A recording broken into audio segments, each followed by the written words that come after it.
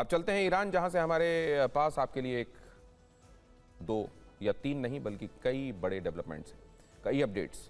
पूर्व supreme leader Ayatollah Ali Khamenei के अंतिम विदाई कार्यक्रम से लेकर इजराइल के खतरनाक प्लान तक कई बिग न्यूज़ हैं। लेकिन पहले सबसे बड़ी खबर, ईरान के सुप्रीम लीडर मुस्तफा खामनेई अपने पिता के जनाजे में शामिल नहीं होंगे।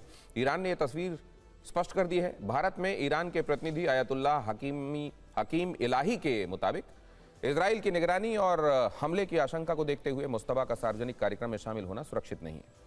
यानी 28 फरवरी के दिन हुए हमले के बाद से पहली बार सार्वजनिक तौर पर मुस्तफा के दिखने को लेकर कई दिनों से जो अटकलें चल रही थीं, ईरान की तरफ से अब उन अटकलों पर पूर्ण विराम लगाया जा चुका है। मुस्तफा पिता के अंतिम संस्कार कार्यक्रम में नहीं दिखेंगे। मुस्तफा खामनेई एक दिन पहले पत्नी की शोक सभा में भी नहीं पहुंचे थे, तब भी उनकी सुरक्षा का ही हवाला दिया गया था। मुस्तफा ये दूरी तब बना रहे हैं जब IRGC की तरफ से लगातार दावे किए जा रहे हैं कि जमीन, समंदर और आसमान हर जगह सुरक्षा के जबरदस्त इंतजाम है। फिर क्या वजह रही कि मुस्तफा की सलामती की फिक्र तेहरान को इतनी सता रही है? असल में इसका एक ही जवाब है, इजराइल की किलिंग मशीन मोसाद, जिसके बारे में कहा जा रहा है कि उसके एजेंट इस समय पूरे ईरान में सक्रिय हैं। आयतुल्लाह अली खामनेई के अंतिम विदाई समारोह पर उनकी नजर है। मोसाद के एजेंट की निगाहें बस एक ही शख्स को तलाश रही हैं और वो हैं supreme leader Mustafa Khamenei. Israel के रक्षा मंत्री ने कल वार्निंग दी थी कि मुस्तफा टारगेट पर हैं। IDF चीफ एयाल जमीर ने आज चेतावनी दी है कि ईरान पर हमला इजरायली सेना की पहली प्राथमिकता है। इस दौरान पता यह भी चला है कि इजराइल मुस्तफा खामनेई का खात्मा हमास चीफ हानिया की तर्ज पर कर सकता है। यानी कल से लेकर 9 जुलाई के बीच में जहां जहां से अंतिम यात्रा गुजरेगी, हमले का खतरा कई गुना बढ़ा रहेगा। इसीलिए कहा जा रहा है कि ईरान की टॉप लीडरशिप मुस्तफा को लेकर कोई भी रिस्क लेना नहीं चाहती। इजराइल का प्लान कितना खतरनाक होता है, ईरान ये बात बहुत अच्छे से समझता है। इस पर एक मोहर न्यूयॉर्क टाइम्स की नई रिपोर्ट से भी लगी है, जो कि बहुत हैरान करने वाली है। इस रिपोर्ट के मुताबिक इजराइल ने जून महीने में पाकिस्तान में शांति वार्ता के लिए गए ईरान के विदेश मंत्री अब्बास अराक्ची और संसद अध्यक्ष मोहम्मद बागेर कालिबाफ को निशाना बनाने की योजना बनाई थी। इजराइल का प्लान था कि डेलीगेशन के प्लेन को टारगेट किया जाए। उस समय दोनों लीडर पाकिस्तान में JD वैंस से मिलने वाले थे। तब खतरे को देखते हुए पाकिस्तान के लड़ाकू विमानों ने इस्लामाबाद जाते और आते समय ईरानी प्रतिनिधि मंडल के विमानों को सुरक्षा दी थी। लेकिन तेहरान लौटते समय ईरानी सुरक्षा बलों को फिर से जानकारी मिली कि कालिबाफ को ले जाने वाले विमान पर हमला हो सकता है और 2 इजरायली लड़ाकू विमान इराक की तरफ से ईरानी हवाई क्षेत्र में घुस भी आए थे, जिसके बाद उनके विमान को ईरान के मशहद शहर में इमरजेंसी लैंड कराना पड़ा। कालिबाफ ने बाकी के 8 घंटे का सफर सड़क मार्ग से पूरा किया। यहां पर जानने वाली बात यह भी है कि ईरान तक ये मैसेज अमेरिका ने वाया थर्ड कंट्री मतलब तीसरे देश के जरिए पहुंचाया।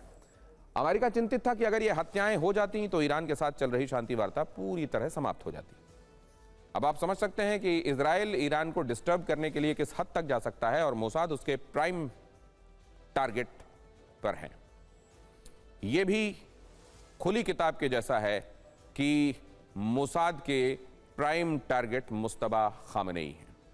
वैसे आपको यह बता दें कि मुस्तफा सुरक्षा कारणों से भले ही पिता के अंतिम संस्कार में शामिल नहीं हो पाएंगे, लेकिन देश विदेश के मेहमान तेहरान में जुटने शुरू हो गए हैं, क्योंकि ईरान में आज रात से ही खामनेई की अंतिम विदाई का कार्यक्रम शुरू हो जाएगा, जो कि 9 जुलाई तक चलेगा। इस दौरान आज ही भारत से राजनीतिक दलों के नेताओं के साथ सभी प्रमुख धर्मों के गुरुओं ने भी तेहरान पहुंचकर आयतुल्लाह अली खामनेई को श्रद्धांजलि दी।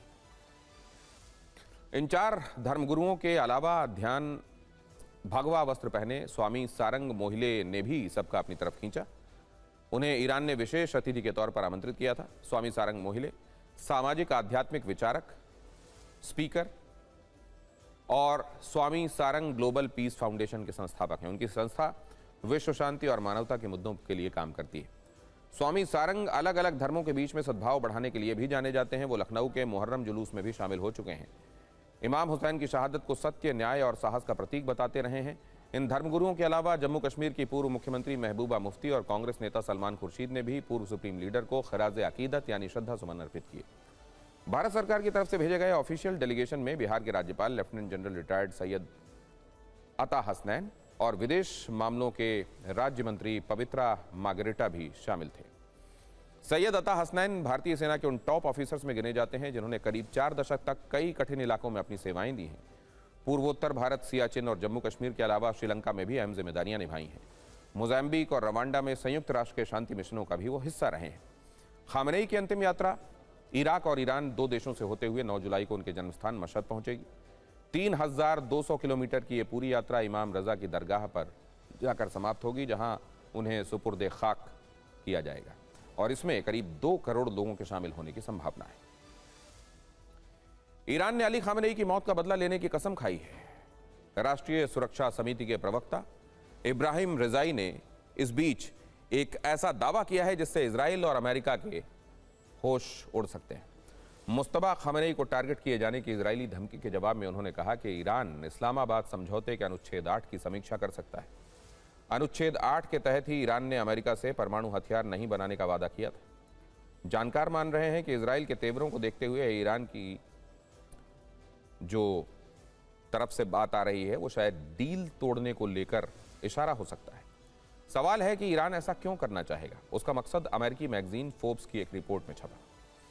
इस रिपोर्ट के मुताबिक ईरान के पास 200 परमाणु बम बनाने की ताकत मौजूद है। बुशहर प्लांट में करीब 2100 किलो प्लूटोनियम होने का अनुमान है और इन्हीं प्लूटोनियम की मदद से ईरान 200 से ज्यादा परमाणु बम बना सकता है। ईरान से समझौते में ट्रंप ने प्लूटोनियम के खतरे को नजरअंदाज किया था। डील की कमियों का फायदा उठाकर ईरान कभी भी परमाणु बम बना सकता है। आपको बता दें कि ट्रंप ईरान के यूरेनियम संवर्धन नहीं करने पर जोर देते रहे, जबकि असली खतरा प्लूटोनियम है। शायद इसकी जानकारी इजराइल को है, तभी 4 दिन पहले नेतन्याहू ने ईरान पर तीसरी बार हमला करने की वार्निंग दी थी। कुल मिलाकर इस संघर्ष में अमेरिका भले ही बैकफुट पर दिख रहा हो, लेकिन इजराइल किसी भी दिन बड़ा एक्शन ले सकता है और अगर ऐसा हुआ तो फिर ईरान के जवाब से पूरा खाड़ी क्षेत्र जल सकता है। जहां अभी शांति है वहां महायुद्ध का आगाज हो सकता है।